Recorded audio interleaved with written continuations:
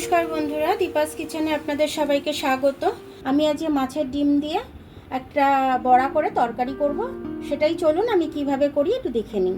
এখানে একটু আদা নিয়ে নিয়েছি, কাঁচা লঙ্কা নিয়ে নিয়েছি, একটু রসুন নিয়ে নিয়েছি।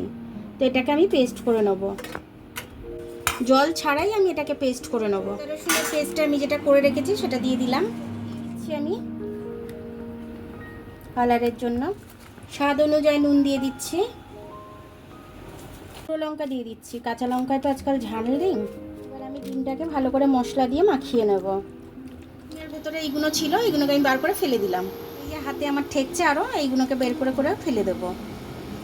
এবার আমার এই মশলাটা ভালো করে মেশানো হয়ে গেছে। এবার আমি একটা একটা করে বড়াগুলো ছেড়ে দেবো।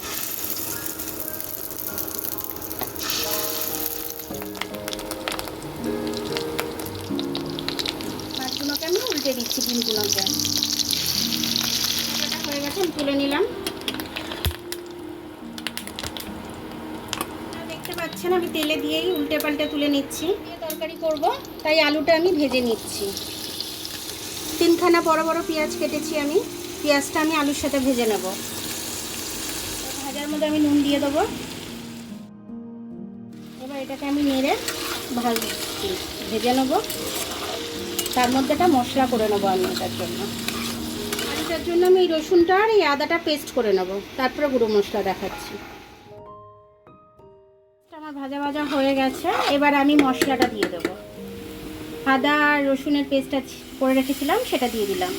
একটু গ্লাসটা ধুয়ে জল দিয়ে দিলাম, শুকনো মশলা দেবো তো নাহলে পুড়ে যাবে। মশলা দিয়ে দিলাম, গুঁড়ো লঙ্কা, আমি তো একদমই কাঁচা লঙ্কার ব্যবহার করিনি। এবার হলুদ দিয়ে দিচ্ছি একটু। আর আমি কোনো মশলা দেবো না, এটা দিয়েই আমি তরকারি করব। জিরে ধনে দেবো না, তাহলে ডিমের যে গন্ধটা সেটা চলে যাবে, তার জন্য আমি দেবো না। মশলাটা দিয়ে খুব ভালোভাবে আমি কষে নেব যতক্ষণ না মশলাটার গন্ধ যাচ্ছে। আমি টমেটো দিয়ে দিচ্ছি, দুখানা টমেটো দেবো আমি, একটা কেটে দিয়েছি আর একটা কেটে দেবো। একটু নুন দিয়ে দিলাম টমেটোর সাথে। এবার আমি এটাকে ভালো করে কষে নেব যতক্ষণ না মশলার কাঁচা গন্ধটা যাচ্ছে, ততক্ষণ অবধি আমি এটাকে কষে নেব।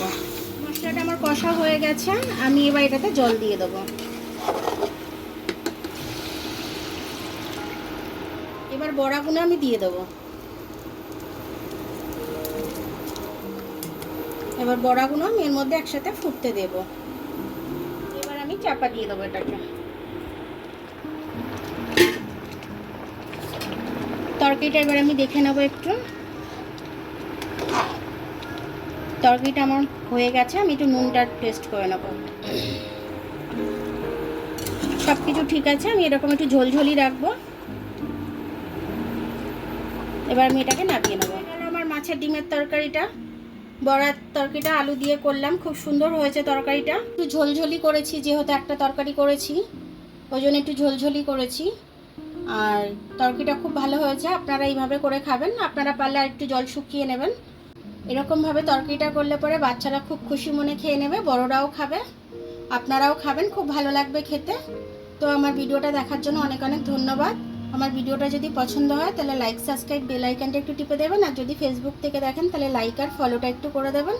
আবার কাল দেখা হবে নতুন রেসিপির সাথে, ততক্ষণ আপনারা ভালো থাকবেন, আমি আসছি।